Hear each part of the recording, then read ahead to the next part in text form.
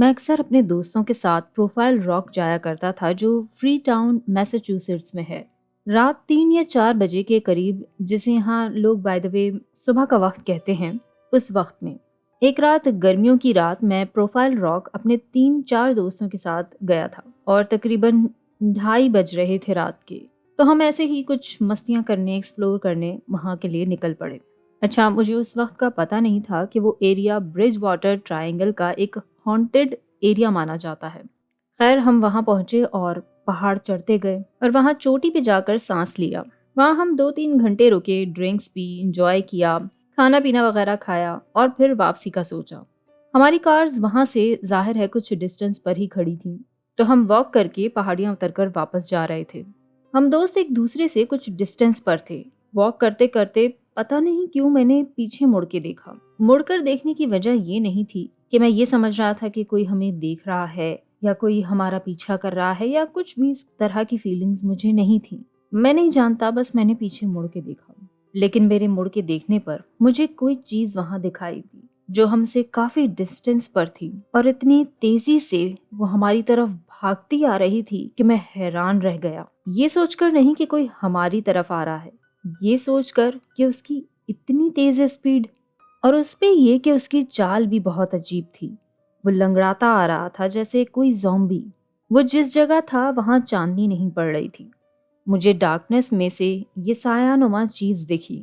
پہلے تو مجھے لگا کہ کوئی انسان ہے زخمی حالت میں، لیکن پھر یہ سوچ کر حیران ہو رہا تھا کہ زخمی اور اتنی اسپیڈ۔ اتنے میں مجھے اب وہ چاندنی کی روشنی میں دکھا تو میرے پیروں تلے جیسے زمین نکل گئی اور میں وہیں ایک جگہ 1 سیکنڈ کے لیے جیسے جم سا گیا تھا۔ میں نے دیکھا کہ اس چیز کا کوئی چہرہ نہیں، یعنی نہ اس کی آنکھیں تھیں، نہ کان، نہ منہ، اور ہاتھ پاؤں ایسے جیسے بے حد کمزور۔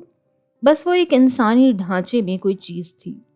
یہ جھلک تو میں نے صرف 10 سیکنڈ کے لیے دیکھی ہوگی، اور اسی میں میری سانسیں اٹک کر رہ گئی تھیں، جیسے وہ ہماری طرف تیزی سے بڑھ رہا تھا۔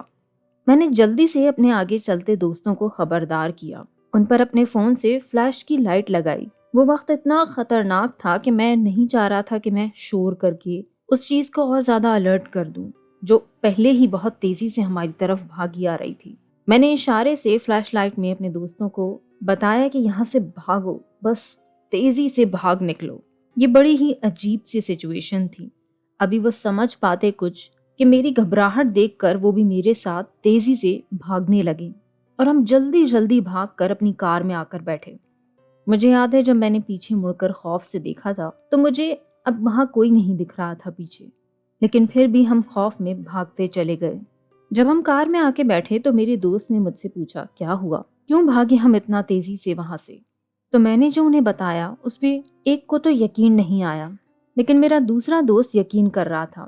حیرت کی بات یہ کہ اس نے وہ دیکھا تھا جو میں نے دیکھا۔ جب میں نے ان پر فلیش لائٹ لگائی تو ان کا منہ میری طرف ہوا، اور اس دوست نے میرے پیچھے آتی وہ تیزی سے چیز دوڑتی دیکھی۔ خیر، ہم اگلے دن وہاں صبح میں اچھی طرح جگہ دیکھنے کے لیے گئے کہ شاید کچھ نظر آئے، لیکن ظاہر ہے وہاں پھر ہمیں کچھ نہیں ملا۔ لیکن یہ کوئی امیجنیشن ہو ہی نہیں سکتی، اور 2 لوگوں کی ایک ہی چیز کو لے کر ایک ساتھ امیجنیشن ممکن ہی نہیں تھی۔